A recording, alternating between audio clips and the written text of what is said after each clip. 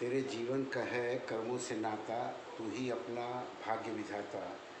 आज तू जिसको अच्छा समझे, जान ले उसका कल क्या है। सोच ले उन पर चलने के पहले, उन राहों की मंजिल क्या है। दोस्तों, जो मैं नई सीरीज़ शुरू कर रहा हूँ, इसमें मैं इतिहास के उन ब्रॉडर एस्पेक्ट्स को बताऊंगा जिसने humanity, social fabric, overall country और ग्लोब का स्ट्रेटजी, वॉर स्ट्रेटजी और ज़्यादा करके बिजनेस को जिसने इफ़ेक्ट किया, उन पर मैं ज़्यादा ये करूँगा। तो आज का मेरा सब्जेक्ट है स्लेव ट्रेड बाय अब्बासिद खलीफा and Arabs, starting from 7th century, 7वीं सदी से लेकर के 18वीं सदी तक। उस समय के 3 फेमस रूट थे। एक था ट्रांस सहारन रूट, जिन पर अल्जीरियस, त्रिपोली, कैरो, काहिरा और होते हुए बसरा तक का ये एरिया कवर हो जाता था। ये स्लेव ट्रेड के सबसे बड़े सेंटर थे। दूसरा रूट था इंडियन ओशन का रूट, जिसमें समुद्री रास्ते से आज के सोमालिया, इथोपिया और अरब पेनिनसुला से होते हुए स्लेव इस कॉन्टिनेंट तक पहुंचते थे। बहुधा ये मुस्लिम उम्मा में ही एब्जॉर्ब कर लिए जाते थे। और तीसरा था मोरक्को और माली से होता हुआ बर्बर प्रजाति द्वारा प्रायोजित। तो किसी जाति या एरिया विशेष को अपने कलर और अच्छे कद काठी के हिसाब से अगर बहुत ज़्यादा दंड मिला हो तो वो है आज का इथोपिया। उस समय इसे एब्सिनिया कहा जाता था और वहाँ के निवासियों को एब्सिनियन कहते थे। हफ्सी भी कहा जाता था। इंडियन पेनिनसुला में उन्हें गुजरात, महाराष्ट्र में सिद्दी के नाम से जानते थे। हिंदी में उन्हें मामलुक या डेरोगेटरी तुर्क कहा जाता था। और अरब में इन्हें मतलब अपमानजनक झंझ कहा जाता था, जिसका मतलब होता है काला। तो इन 3 रीटों में के थ्रू जो डॉक्यूमेंटेड हैं, उस हिसाब से करीब 1.25 करोड़ से 2 करोड़ ट्रांस सहारन रूट से स्लेव का ट्रेडिंग हुआ। 90 लाख से 1.25 करोड़ इंडियन ओशन के थ्रू हुआ और लाखों की संख्या में बर्बर प्रजाति द्वारा यह स्लेव ट्रेड हुआ। ये बहुत ही मुस्लिम उम्मा द्वारा प्रायोजित और अब्बासिद खलीफा द्वारा धार्मिक मान्यता दिया हुआ यह एक ऐसा घिनौना इतिहास का पन्ना है कि जिसे याद करो तो सिहरन सी आ जाती है।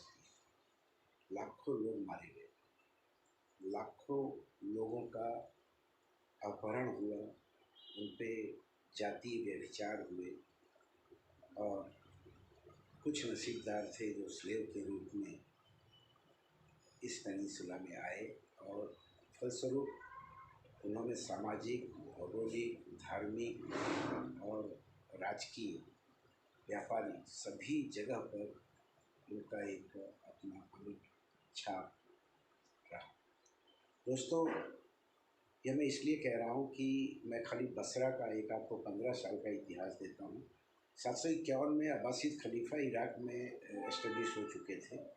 869 से 883, 869 से 883 AD, 15 साल बसरा, जिसका मीनिंग ये होता है जहाँ से सब कुछ दिखाई देता है या जहाँ से सब कुछ कंट्रोल होता है, उस बसरा शहर के अब्बासिद खलीफा के नुमाइंदे, वहाँ के प्रोविंशियल हेड और लोकल अरब, इन तीनों के सामने जो निगरों का विग्रह चला 15 साल, उसमें 5 से 30 लाख लोग मारे गए 9वीं शताब्दी में। उस समय world population, non world population 10 से 12 करोड़ के बीच में था। ये फिगर बहुत बड़ी तो आज के हिसाब से ये संख्या 1.5 करोड़ के आसपास जाती है, आज की पॉपुलेशन के हिसाब से देखिए। हुआ क्या, यह अनियंत्रित व्यापार इसके बावजूद भी चलता रहा, लेकिन इसमें एक और घिनौना डायमेंशन आ गया, और कि मेल एब्सिनियन स्लेव या अफ्रीकन स्लेव्स का कास्करेस, उन्हें हिजड़ा बना करके इस मार्केट में बेचा जाता था। उनकी कीमत नॉर्मल स्लेव से 15 से 20 गुना ज़्यादा आंकी जाती थी, और ये ज़्यादा से ज़्यादा फौरन के गार्ड, मशीनरी आर्मी या रेगुलर आर्मी में एब्जॉर्ब कर लिए जाते थे। उससे और आगे आए 13वीं शताब्दी में, 14वीं शताब्दी में, तो माली का शासक मूसा 60,000 के बड़े कारवां को लेकर के, जिसमें 16,000 तो सिर्फ मर्सिनरी स्लेव आर्मी थी, उतने ही उसकी रेगुलर आर्मी थी, लेकर के अपने हज पिलग्रिमेज के लिए कैरो होता हुआ पहुंचता है। अकूत धन वह बीच में दान देते हुए आता है। मतलब अगर आप ढंग से पढ़ें तो वर्ल्ड के जो टॉप के 5 डोनर होंगे, उसमें शायद उसके द्वारा दिया गया पिलग्रिमेज के टाइम का दान आप दे सकते हैं। पूरे इजिप्ट में, उस समय के इजिप्ट में, मतलब सोने की कीमत आधे से डाउन हो गई थी, इतना सोना उसने दान किया। हुआ क्या, उसकी वापसी के जर्नी में इतनी भयंकर लूटमार हुई कि आधे से ज़्यादा उसके रूटीन के लोग मक्का और उसके आसपास ही मारे गए, बाकी काफ़ी कैरो के पहुंचने के पहले उसे लूट लिया गया। ये तो धार्मिक पिलग्रिमेज का वो था। उससे ज़्यादा सामाजिक पे आते हैं कि इन स्लेवों के साथ में ऐसा बर्ताव किया गया कि उसमें कुछ सौभाग्यशाली थे जो महमूद गजनी बन सके, जो मोहम्मद गोरी बन सके, या इजिप्ट के मामलुक बन सके, या कुतुबुद्दीन ऐबक बन सके, या मलिक अंबर बन सके। मलिक अंबर जो साउथ में 17वीं सेंचुरी में था, अपने शिवाजी महाराज का वो गाइड कह सकते हैं, और इस पेनिनसुला में छापामार गुरिल्ला वॉरफेयर का उसे जनक पिता माना जा सकते हैं, जिसे मैच्योर किया शिवाजी महाराज ने, लेकिन बीज मलिक अंबर ने डाला था। बहुत लंबा जिया, 78 साल की उम्र तक किया, और अपने पीक पर उसके पास मशीनरी और रेगुलर 30,000 की आर्मी थी, जो उस समय के हिसाब से बहुत बड़ी संख्या गिनी जाए। तो दोस्तों, अब्बासीद खलीफा द्वारा स्लेव ट्रेड को धार्मिक मान्यता देना बिजनेस में एक तीसरा डायमेंशन ले आया, क्योंकि अभी तक का 7वीं सेंचुरी तक का जो व्यापार था वो 2 तरह से चलता था, या तो सामान के सामने सामान, जिसे बार्टर कहते हैं, या सोने चांदी के सिक्कों के। अब उसमें तीसरा एक डायमेंशन आ गया था, जो स्लेव, मतलब जितना व्यापार सोना चांदी से होता था, उससे कहीं ज़्यादा व्यापार अब अरबी व्यापारी स्लेव के रूप में करने लगे, और यह स्लेव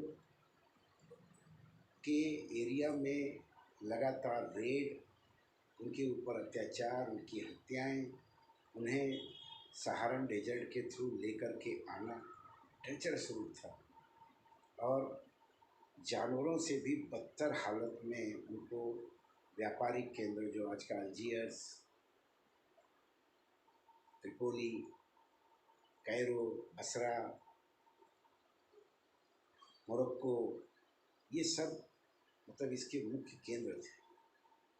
इतने ज़्यादा स्लेव के आ जाने से power balance year two year basis पे ये लूटर्स, फ्री बूटर्स और मशीनरी आर्मी आने वाले कई शताब्दियों तक मेंटेन कर पाए, और लॉ आधारित समाज को आने वाले 700-800 साल तक इन लोगों ने जो तहस नहस किया है, जो उसकी जड़ हिला करके रख दी है, जिसमें काफ़ी संस्कृतियाँ खराब हो गई।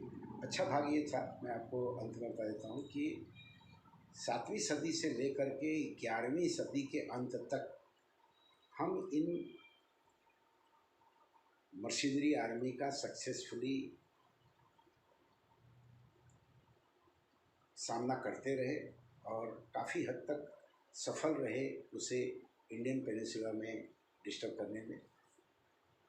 तो दोस्त, अगले लेक्चर में मैं बताऊंगा कि कैसे यह स्लेव ट्रेड और सुल्तान ऑफ गजना महमूद गजनवी, जो खुद एक स्लेव था, के कारण